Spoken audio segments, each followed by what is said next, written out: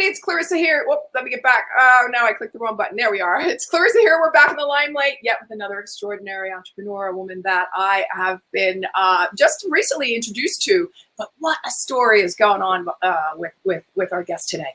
So I do want to remind you that you can go over to take a look at these videos on YouTube, and we're doing some really great partnerships right now with other OTT platforms. So that's really exciting. The podcast itself you can see on Google and Apple and Podbean and Stitcher and Spotify and Pandora, and then our friends over at Inspired News Radio. We always want to thank them. Go over to clarissaburt.com where you can see the latest edition of the In the Limelight magazine, intelligent media for the savvy entrepreneur. We're working now diligently on the fall edition, and that will be coming out in the next, 2 weeks, I guess. So we're working on that with this really great new technology that's never been seen before. So there's going to be a lot more information coming about that. And, you know, I love talking to women that are entrepreneurs and really strong, have great overcoming stories, are famous in their own right, have worked really, really hard in the industry that we all know and love, or that I know and love. My years were spent in Italy, hers were spent in Hollywood, and I would love to bring on Laura Saltman. There she is, everybody, right there. What an amazing story you have. I mean, talk about the glitz, the glamour, Hollywood, red carpets, you in the media, you know, hobnobbing with the biggest and the best, working on all of the greatest television shows, especially when it came to entertainment magazines on the planet. And I think, Laura, when I was watching the video, you've got a video on your YouTube when I was doing my research this morning, and you said something, and I went, yeah, that's kind of what happened to me too. You're in it, you love it until the minute you don't love it anymore, and you have to move on. But people go, are you crazy leaving all of that? That's like the coolest thing on the planet. How could you leave that all behind? How did you leave it all behind?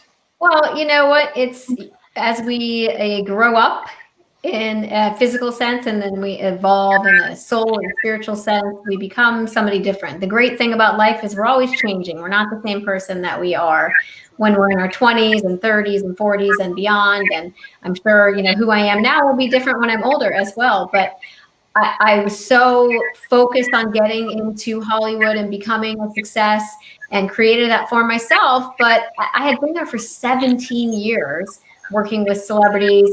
And as much as like you go to the Emmys and the Golden Globes and the Oscars, and you're like, oh my God, it's amazing, I'm wearing beautiful gowns. By like the 15th time of having been there, it loses a little bit of that luster. And you start to see, it's like living in your house and you don't clean it up, right? And then all of a sudden, like the roof starts to cave in and the windows get dirty and you haven't fixed those things. And so it's not as shiny and new anymore. And you start to see it for what it is. Likes of Access Hollywood and E! News, and today on the air with Ryan Seacrest, and like the biggest, the Lifetime. I mean, we could be here all day with your bio, but yeah, I think everybody's getting the picture that, you know, you were definitely in superstar territory and worked very, very hard to get there in Hollywood. And like you said, you know, there comes a day and a time when we grow up in many different ways and we're ready to do different things.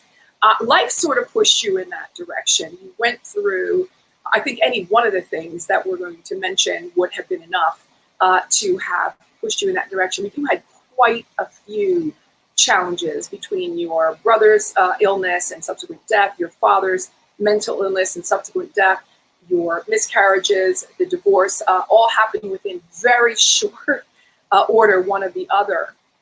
I don't know how anybody could have mustered up enough courage to and strength, fortitude to get through that. How did you? Because you have to. You only get two choices in life. Either you sink or you swim. And so I always thought of it this way. If I passed away and I left my son, I have a 9-year-old son now. If I left him here on this planet by himself, would I want him to be miserable? Would I want him to have a horrible life? Would I want him to sit every day in his sadness and not go out and experience everything? Heck no. I would want my son to live an amazing life. And so that was the mentality I went into it with my dad and my brother, is I know that they want me to be happy. I know that they want me to live a happy life. And so I decided that I was going to go out and live that. and not let those things stop me. Not to say that I don't get sad and I don't have those days where I still miss them, and I do, but I just made the choice, and life is about choices, and you have to get up and make your choice. Yeah, but I know that it wasn't easy. I know that going through each one of them, as I said before, was really, really tough. And you had mentioned in the video that I had seen, where you were on the vault, where you spoke about depression as well. And that's something I think that we can all probably relate to, especially today in this climate, these very challenging times between COVID and politics and rioting and all that sort of thing. I know that I'm speaking to a lot of people that are going through some really difficult times. What was the one, or maybe this 2 or 3 things that you did that you made sure that you did on a daily basis to forge ahead, to move forward? Well, you hit the nail on the head right there. It is consistency, because you have to make that choice every single day. You can't just make it one day and then the next day be depressed, and then the next day. You just have to keep choosing it. And you have to be consistent with whatever practice you use to get yourself out of your funk. You have to use it. So that could be working with a mental health counselor. It could be meditation. It could be going to your yoga class. It could be taking a cooking class. Whatever it is that's going to get you into a place of joy and happiness, you have to be consistent, because if not, what will happen is you will continue to go down the rabbit hole, and it will get worse and worse for you. So when you're consistent with everything that you're doing to help yourself, then you are having a much easier time. And I did a lot of things. Like, I could talk to you for hours about all the stuff that I did. Yeah. I worked with a life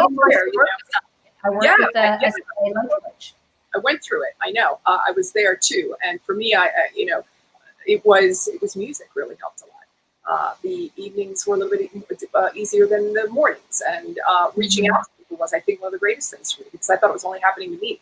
And so it was so new to me and so foreign that I had no idea what it was. And so when I was starting to experience it, I'm talking many years ago, but I've had different iterations along the way, because life will come up and kick you in the butt, whether you like it or not. And each one of those, as we look back, and I think we could philosophize now, is to say, they happened because they were supposed to, and the universe wanted us to learn that lesson, and now we're bigger, better, and stronger than we were before, thanks to those lessons. I think you talk about that also in your books, which we want to touch upon too. Yeah. Let me do that. I know you've got your books up. Let me take myself off so we can go in and take a look at. Did I do that right? No, I did it the wrong way. We're going to look at your books. Bear with me as I learn. So there you go. So in the background, Laura, we can see on the monitor you have 3 different books. I'd like you to talk about them, please. Where can we find them, and what's they're all about? So you can find them on Amazon, Walmart.com, BarnesandNobles.com, pretty much anywhere online that sells books, they're available. Essentially, there was a series that's very famous called Conversations with God by Neale Donald Walsch. And you asked about what I did to help myself through the grief and the depression. And I went on this sort of spiritual learning journey, working with a spiritual life coach, and recognizing and understanding that there is something after all this, and there is a rhyme or reason to life. And I spent probably 3 years studying. I did everything I could possibly do. I took mediumship courses, clairvoyance classes. I read every book I could get my hand on. I listened to every book. I went to seminars, retreats, anything to help me understand who I was and what was going on, both in this world and what happens when we cross over. And in that, and I always tell people, we're all intuitive, we're all channels, we're all mediums. We just don't tune in. We haven't yet tuned in. And the more that you practice, the more you're consistent, the more you're able to tune in. So I became so consistent and so almost like obsessed. I call it spiritual college. I spent so long tuning in that I was able to do a similar thing to what Neale Donald Walsch did with Conversations with God. And I ended up writing 3 books that were me asking questions and automatically receive the answers. It's called automatic writing.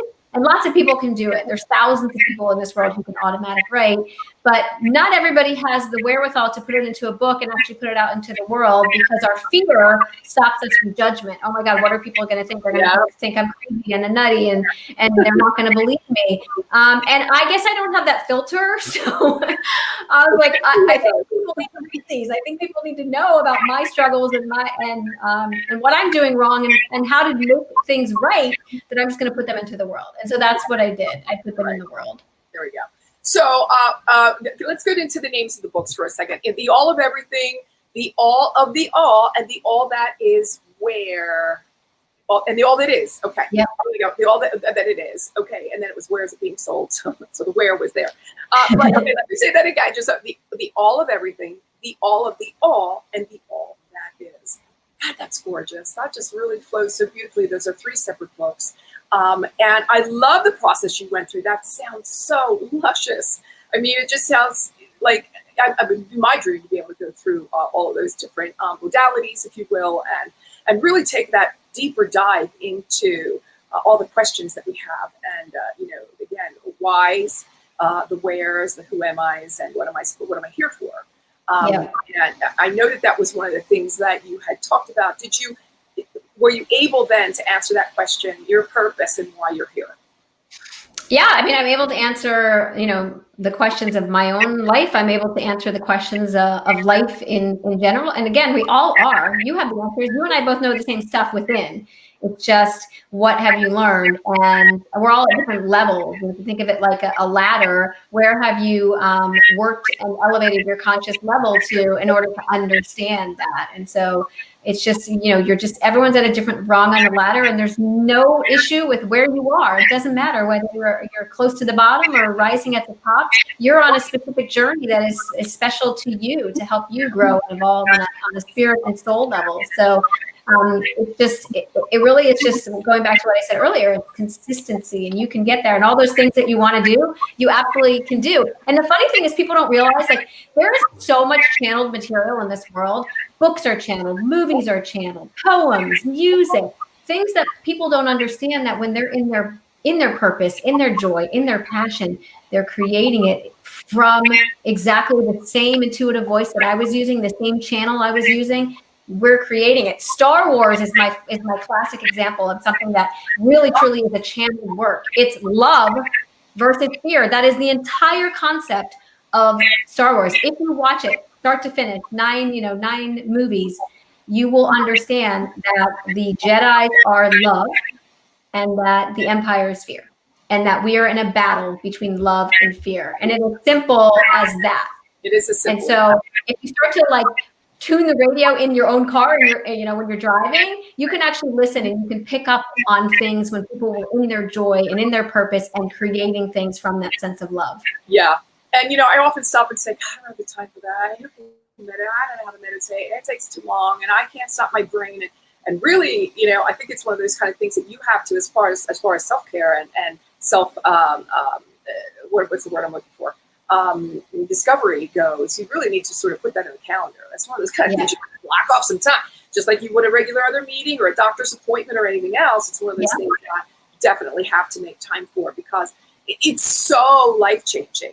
I've done it a few times, and the few times that I have really gotten in a little bit, closer and deeper, man, like magic stuff starts to happen, and it's the craziest thing. I mean, it just really does work. You also work with your clients and your, I'm assuming you call them clients, maybe they're friends, or you have another word for it, but you do intuitive soul sessions, and there's something else that you have here called past lives and present possibilities. Could you tell us a little more about that? Yeah. So as you tune your channel in, I always will tell people, you're a channel too. You just don't know it. You haven't tuned in yet. But as you tune, as you get clearer, as that channel gets clearer, you're able to tap into pretty much everything that's ever happened in life, and everything that's going to happen. And then you can tune into the other side. So you can tune in and speak to people who have crossed over.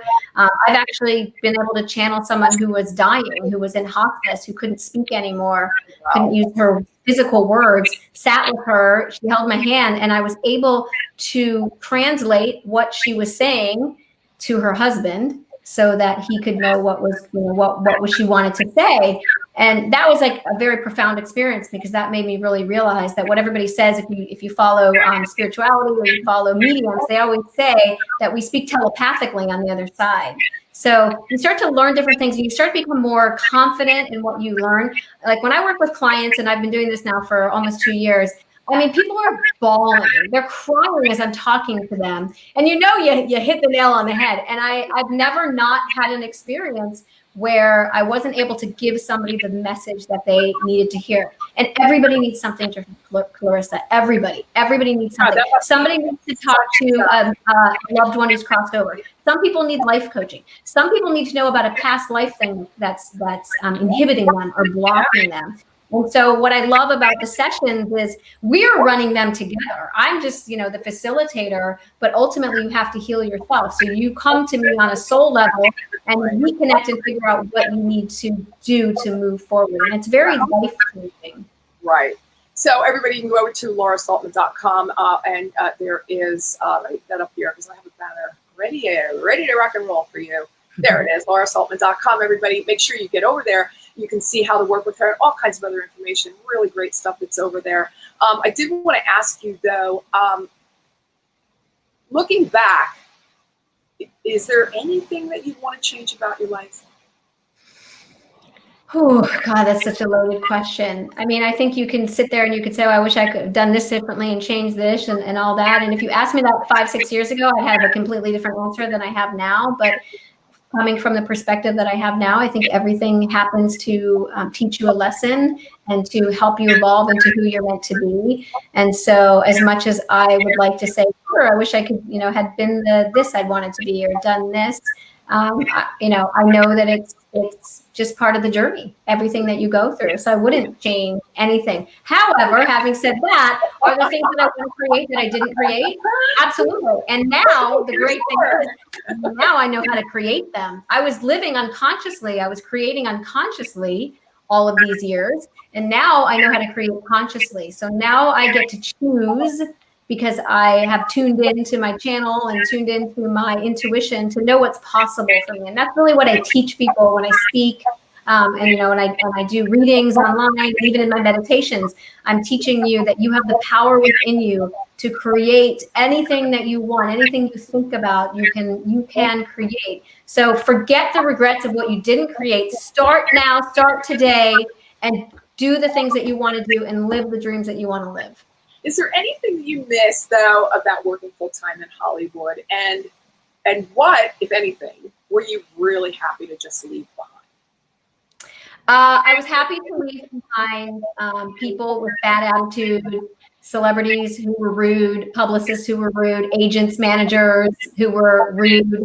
I was happy to leave behind asking people personal questions that were none of my business about their personal lives and their dramas and divorces and somebody that you don't know, you've never met before. That always felt awkward to me. Like, why am I asking Nicole Kidman about her divorce? I don't know her. I've never met her before, or I've met her a couple of times. And I didn't like that. And that's what we first started talking about. That's why I left the industry.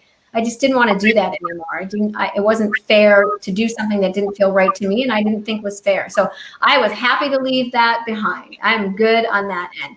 What do I miss? I miss wearing fancy gowns, having my hair and makeup done all the time.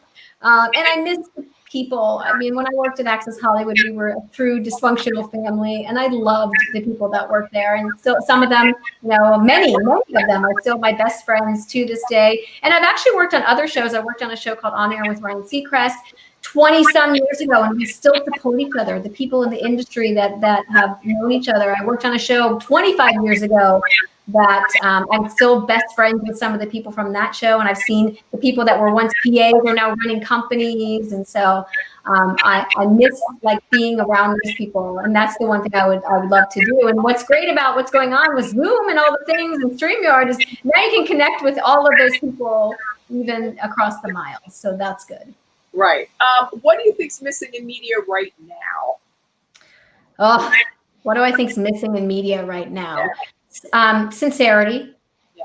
I think that the media has always been about sharing the negative side. And, I don't want to vilify everybody because there are some places that do share inspiring stories. Absolutely. But not enough. And that's why I work with, a company called Well World TV. And our whole mission is to inspire and uplift people, tell great stories, tell happy stories, but tell the other side too, what happened to you and then how do you transform. So I would just love the media to have more responsibility and put more happy, light stuff into the world. Because the only thing that's going to change this world is if we all stick together and share that passion and joy and love that we all have. Amen, sister.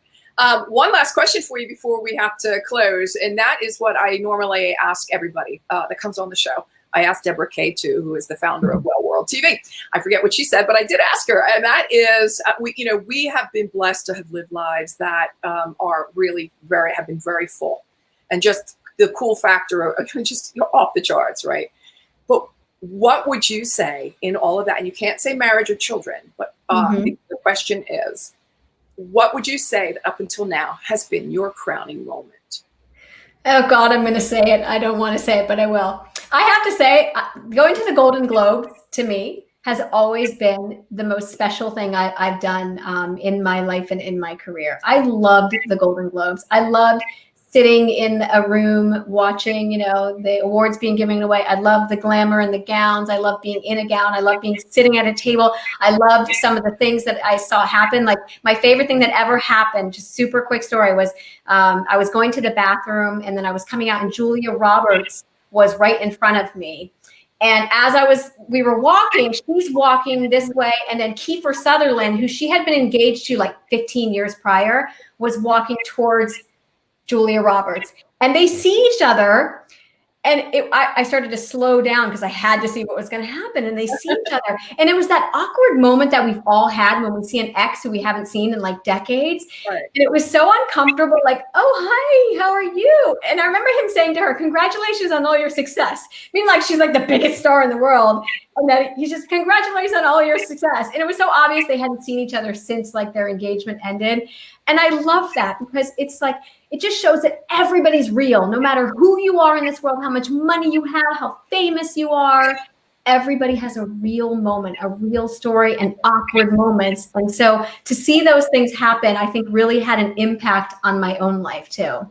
I would definitely say so. Well, listen, it has been awesome to meet you, to greet you, to hear your story. I love the work that you're doing. And I want to thank you again, Laura. Everybody, you have been listening to Laura Saltman.